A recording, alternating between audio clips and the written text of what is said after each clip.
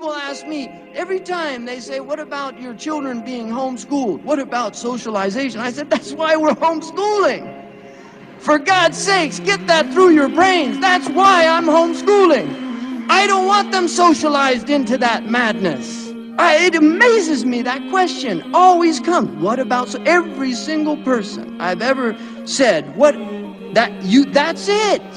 I don't want my children, I look out there, I see these kids the same age, they scare me. When I was a little kid and I did some Huckleberry Finn things that I'm probably a little ashamed of, but when I was a little kid, if an adult looked at me with any type of disdain, I felt fear. I'll tell you something, I feel fear looking at these 8-year-olds. I really do. And one of them broke a bottle in front of my house, and I went outside and I said to him, hey, excuse me, what are you doing? He said, what's it to you, man? This kid was 10 years old. If I had said that when I was 10 years old in Mill Valley, California, that man would have taken off his belt and whipped me, and my mother would have thanked him for doing that. It wasn't called child abuse in those days. Al Capone, one of the worst criminals in the history of America, according to the history books, was thrown out of school when he was 12 years old for punching a teacher in the mouth. Al Capone, he didn't bring a knife to school and knife his teacher. He didn't shoot him. He punched him in the mouth, and he was the worst kid on the block. Al Capone went on to have an extraordinary career in crime. But he was a clever fellow. People don't realize that Al Capone probably did more for the people of Chicago than most of the multinational corporations that are centered in Chicago. He opened up soup kitchens and fed poor people that didn't. They loved him, Al Capone. You know why they got angry at him? Poor old Al, right? You know why they got angry at him? They loved Al. They really did. You can read the history. Al Capone at his trial, when they mentioned that he actually wore, they had somebody up there who made his underwear. Homemade underwear. Al Capone was a rich guy. He wore homemade clothes. That's what rich people do. They don't, you think rich people are buying that stuff at the Gap? Rich people they pay somebody to make their own clothes.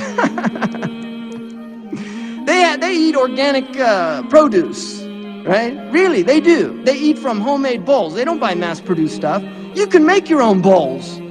Rich people, they're too busy ruining the world to make their own bowls, so they pay other people to make their own bowls. But the point is, they don't eat from mass-produced things. The wealthiest people don't. They really don't. Al Capone, when it was mentioned that he wore silk underwear, blushed. That's what the reporter said. In other words, the man had some shame in his heart. We didn't even see Clinton blush. The President of the United States, when he lied to the American people, didn't even blush. Al Capone blushed because his underwear was mentioned. When Clinton's private parts were mentioned, not his underwear, mind you, his private parts, the man didn't blush. What does that tell you about Al Capone and the President of the United States? Well, I'll tell you something. It tells me that I think Al Capone was probably a better person. Really, I think he probably had something in his heart that gave him a sense of shame, despite the fact he was a horrific human being. The reason the Chicago people went against Al Capone is because he killed 7 men, allegedly. It wasn't the killing of the gangsters. They could care less. You know what really upset them? He had his cronies dress as policemen. That's where Al went too far. That's what really troubled them. The idea of a police officer being a mafioso. In other words, it was too much, even for the people of Chicago. 7 people. And the people of Chicago were up in arms. We have 7 people being killed every hour in Chicago now. Really? I mean, look what's going on out there, and people they're no longer shocked at these things. My mother told me, who grew up in the 1930s in San Francisco, California, that if a person died, it was front page news for at least a month. If a person was killed, murdered, it was front page news for at least a month. Why have we allowed this to happen?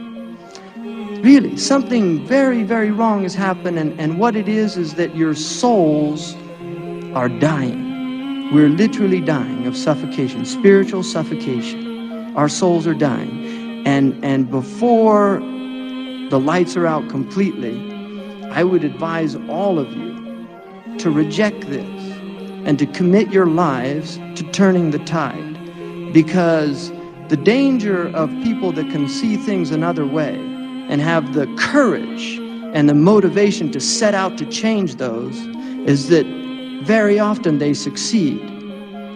That's why those people are dangerous.